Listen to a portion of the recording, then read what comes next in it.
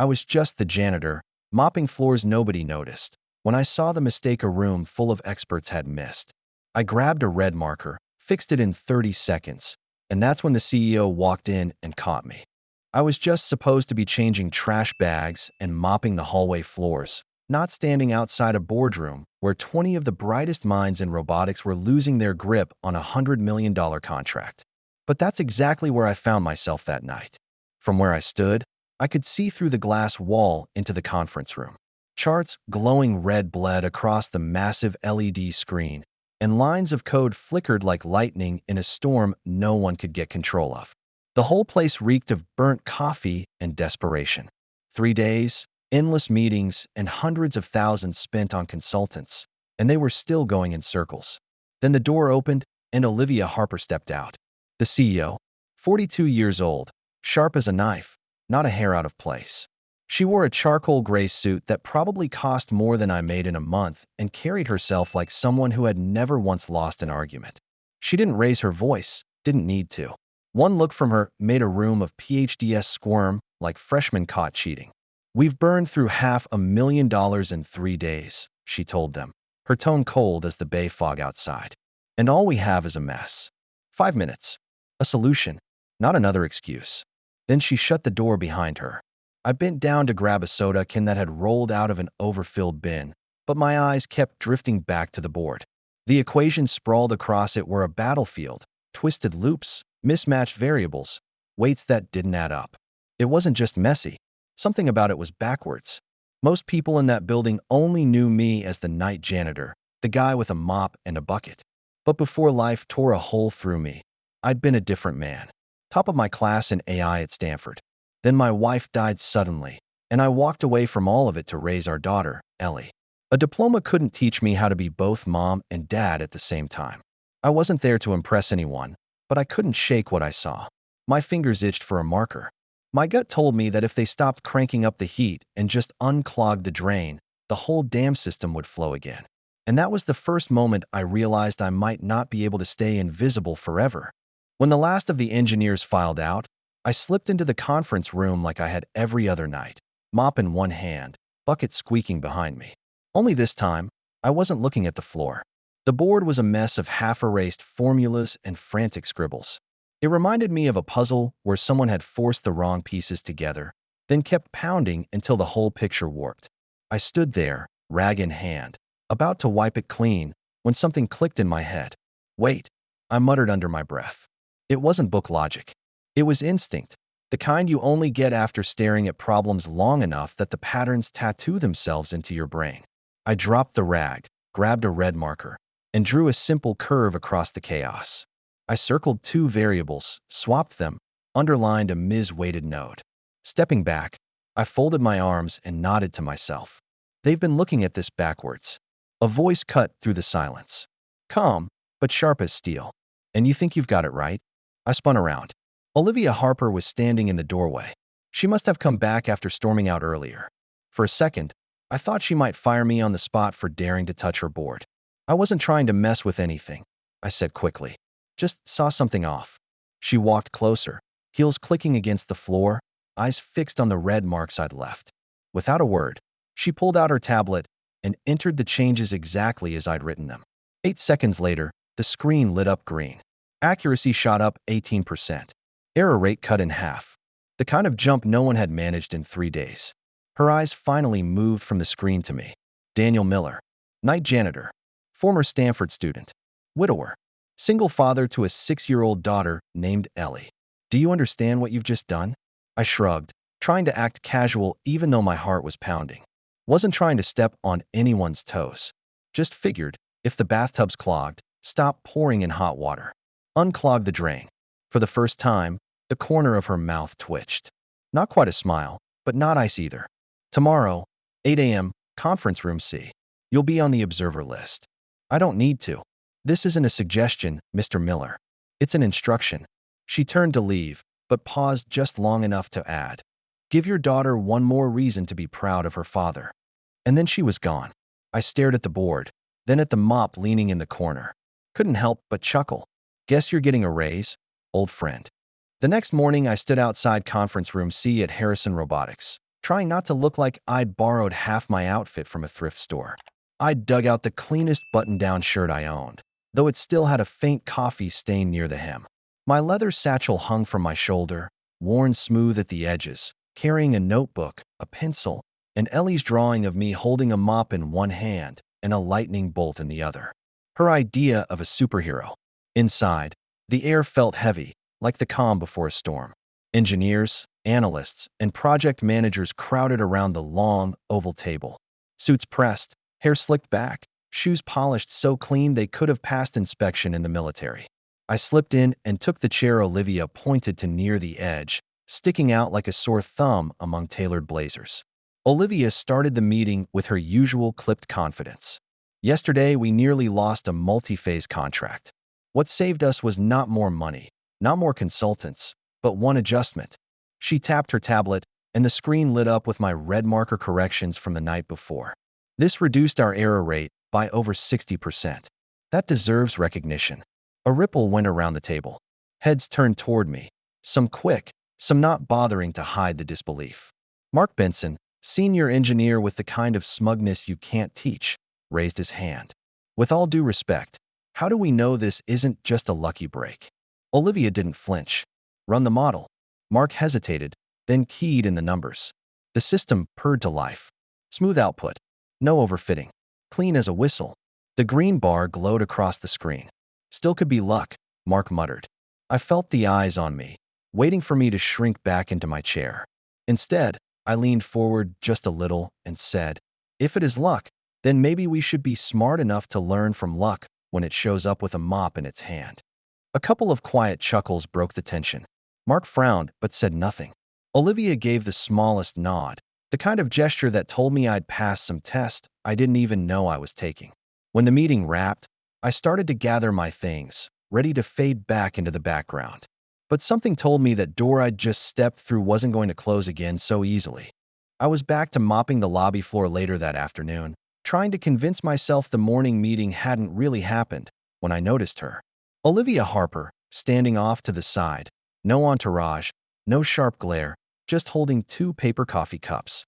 For a second, I thought she'd mistaken me for someone else. You held your own in there, she said, handing me one of the cups. I wasn't trying to, I admitted, taking it carefully, like it might vanish. Maybe that's why it worked. She studied me for a moment, head tilted the way people do when they're looking at something they can't quite figure out. That bathtub line you used yesterday, was that just a throwaway? I shook my head. No, that's how I think. I explain things to Ellie like she's 6, not 60. Plumbing, baking, car repairs. She gets it that way. Guess it stuck with me. Her lips twitched, the closest I'd ever seen to a smile on her. Interesting. Useful. I sipped the coffee, trying not to burn my tongue. And you, I said carefully. You talk like every conversation is a courtroom argument. Maybe I manage what I can control, she said flatly. Even conversations. Then I'm probably your worst nightmare.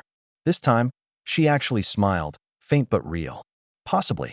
But yesterday, you solved one of mine. We rode the elevator down together after that. Neither of us said another word, but the silence wasn't sharp anymore. It felt like space left open on purpose. That was the first time I realized Olivia Harper wasn't just the cold CEO everyone else whispered about. Underneath the armor, there was still a person. And whether I liked it or not, she was starting to see me the same way. The week after that first meeting, my name started popping up in places it had never been before. Work schedules, internal emails, even group chats that used to be reserved for engineers and managers. No longer just the janitor. I was suddenly an observer at high-level discussions, invited to rooms where I had no business sitting. At first, I thought it was progress. A chance. But progress has a way of painting a target on your back. The same people who used to smile at me in the hallways now gave quick nods or no acknowledgement at all. Conversations stopped when I walked into a room. I caught whispers in the elevator, shortcut, lucky break, followed by quiet chuckles when they thought I couldn't hear. On Thursday morning, during a progress review, Mark Benson finally said out loud what everyone else was hinting at. He leaned back in his chair, voice calm but edged with poison. We're leaning on adjustments that have never been tested at scale. Harrison Robotics' clients may not be thrilled to learn they were made by someone who never even finished college. The room went silent. Dozens of eyes flicked toward me, then toward Olivia. I twirled my pencil between my fingers, staring at the board. My first instinct was to stay quiet, to let the storm pass, but Olivia's voice cut through. Low, precise, sharp enough to leave a mark. Clients care about results, and the results are speaking for themselves. Mark pressed his lips together, nodded faintly, but his glare lingered on me like a warning shot. Afterward, I found myself back downstairs, swapping mop water in the lobby, trying to remind myself of who I really was. Just a guy with bills, a kid at home, and a job most people overlooked.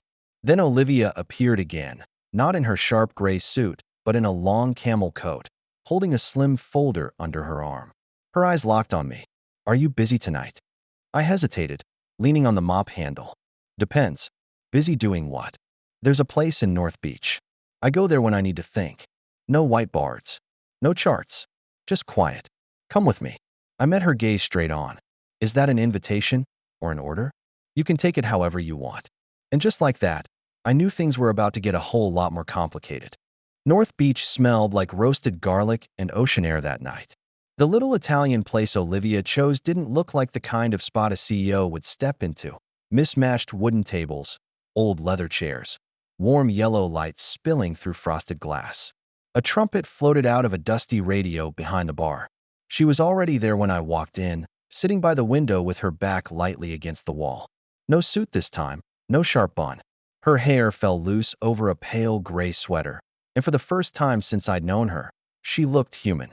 You look different without the mop, she said as I pulled out the chair across from her. And you look different without the whole company on your shoulders, I shot back. She almost smiled, just enough to break the ice. We sat for a moment in a silence that wasn't awkward, more like two people trying to figure out what to do with the space between them. The waiter brought bread dripping with garlic butter and 2 glasses of red wine. Olivia let out a slow breath and said, "Do you know the real reason I asked you here?" I tilted my head, half teasing. "You enjoy watching a guy out of his depth wrestle with a wine list." She shook her head. "Because I realized it's been 3 years since I've had a real conversation. Not a report, not a negotiation. A conversation where someone actually asks, 'How was your day?' and wants to hear the answer." I leaned in slightly. "Sounds like you need a new schedule. Or maybe a therapist." "Tried that. He quit after 2 sessions. Said I made him anxious." I laughed, a full, unfiltered laugh that turned a couple of heads from nearby tables. She looked at me, surprised at first, then let out a genuine smile of her own. "There," I said, nodding. "The human part of the iceberg. You always talk like this?" she asked. "Only when I forget where I'm sitting." Dinner rolled on with stories scattered between bites. Her childhood in San Jose, Ellie's habit of winning every argument with me, the old college textbook I still kept. She even admitted to walking out of a movie once because she hated the ending. When I mentioned the way cinnamon on cold mornings still made me think of my late wife's voice, she didn't cut in or try to pivot back to business. She just listened. And then she shared something of her own, how her mother once told her that emotions were a luxury in a suit. By the time we stepped outside, the fog was slipping through the streets. Neither of us walked fast. Neither of us seemed in a hurry for the night to end. At the corner, she paused and said, "Tomorrow, I want you in a more important meeting. Be ready, and don't be surprised if some people aren't happy you're there." I nodded, but as I watched her disappear into the mist, I knew something had already shifted. This wasn't just a CEO and a janitor anymore. It was something else. The next morning, the fog over San Francisco looked like a curtain hanging low across the skyline. Harrison Robotics was already lit up when I walked into the 21st floor. I'd bought a new light blue shirt for the occasion, collar still stiff with store creases. In my pocket, I carried the smooth stone Ellie had given me, her lucky rock, just in case the day turned ugly. The conference room wasn't like the smaller ones I'd been in.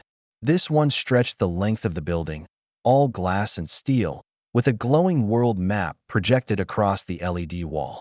Around the table sat the most powerful people in the company, product heads, senior engineers, the CFO, even board representatives. I wasn't supposed to be there, not by a long shot. Olivia pointed to an empty chair near the end.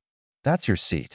Mark Benson raised an eyebrow as I sat down, his expression saying more than words ever could. He didn't want me there. None of them did. Olivia opened the meeting with her usual precision. We're here to discuss the neural lag issue. So far, no one's found a viable solution. This is the revised version Mr. Miller proposed.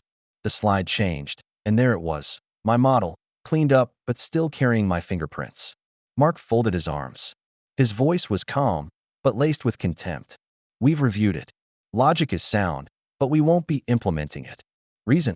Olivia asked, her tone sharp but steady. No precedent, he said, eyes sliding toward me. And let's be honest. We're talking about code written by someone without an engineering degree. Someone who's never run a production deployment. That's a liability, not an asset. The room stiffened. A few reluctant nods moved around the table. For a second, I thought maybe I should just stay quiet. Let Olivia fight the battle if she wanted to. But something inside me, maybe that damn lucky stone, told me not to. I leaned forward, my voice steady. I get it. I'm not the person you expected. And maybe that makes you uncomfortable. But if the numbers are right, if the system runs better, what's the real question here? Who fixed it? Or that it's fixed? I locked eyes with Mark. If I were sitting here in a $1,000 suit with a Stanford diploma, you'd call it innovation. But because I'm wearing a janitor's uniform with my kid's sticker on my laptop, it's a risk. If worth is only measured by the mistakes someone might make, maybe it's time we start measuring worth differently. Silence hit the room like a hammer. Nobody moved. Nobody breathed. Then Olivia spoke. Roll out the update. Mark's jaw tightened, but he didn't argue. Not this time. When it was over, I walked out of that room knowing one thing. I hadn't just survived the firing line.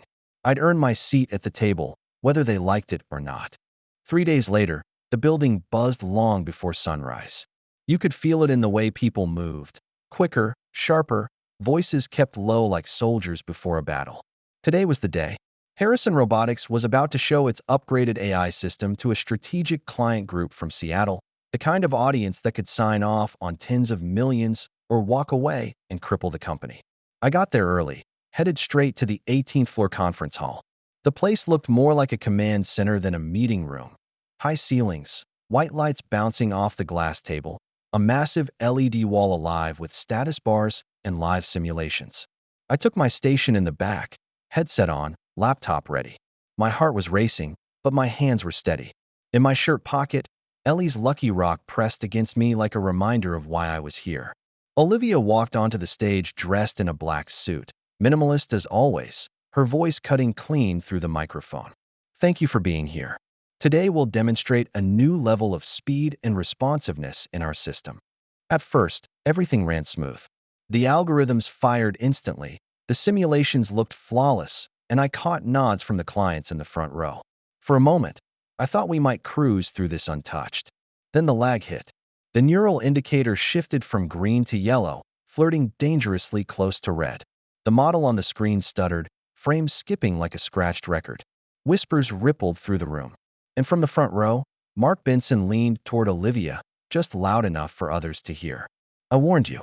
We shouldn't be trying this today. Olivia's face didn't move, but her eyes flicked toward me for half a second. That was all it took. Through my headset, a technician's voice buzzed. Buffer overflow. Restart required. Minimum 3 minutes. 3 minutes. In a room like this, it might as well be 3 years. I could have played it safe. Let them restart. Let the failure hang on someone else's shoulders. But then I thought about all the nights with wet shoes and a mop, the years of being invisible, the look on Ellie's face when she drew me with a lightning bolt in my hand. I bent over the keyboard and started typing. Fast, precise, no hesitation. I pulled up the optimization module I'd written in secret and adjusted the live system, something most engineers would never dare attempt mid-demo. Sweat slid down my forehead, but my fingers kept going, each keystroke landing like it had been waiting for this exact moment. On the main display, the performance bar shifted. Yellow, pale green, deep green. The 3D model snapped back to life, spinning smooth as glass. The whispers died. Olivia kept talking, her cadence flawless, never once letting on that we'd almost lost everything. By the time she wrapped up, the clients were on their feet, clapping. The Seattle rep shook her hand and said, "Impressive. This is why we chose Harrison Robotics." In the back, I finally pulled off the headset, shoulders sinking with relief. I caught Mark's eye across the room. No smirk this time. No dismissal. Just the faintest nod, reluctant respect. I didn't need the applause. That look was enough. That night, long after the demo ended and most of the staff had gone home, I found myself on the rooftop balcony.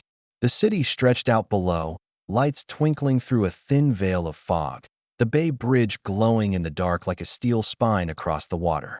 I leaned against the railing, hands still buzzing from the day, trying to process how close we'd come to disaster, and how fast it had all turned around. The glass door opened behind me. Olivia stepped out, her coat draped over one arm, two paper coffee cups in hand. She set one down beside me. "You just saved a major contract," she said matter-of-factly. "It wasn't me," I replied, eyes still on the skyline. "It was the whole team. You're being too modest." She paused, letting the silence hang for a beat. Then, I spoke to the board.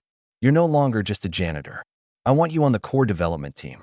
I turned to her, caught off guard. "You sure about that? Some people aren't exactly thrilled I'm in the room already." "I'm sure," she said firmly. "And I've learned not everyone has to be happy."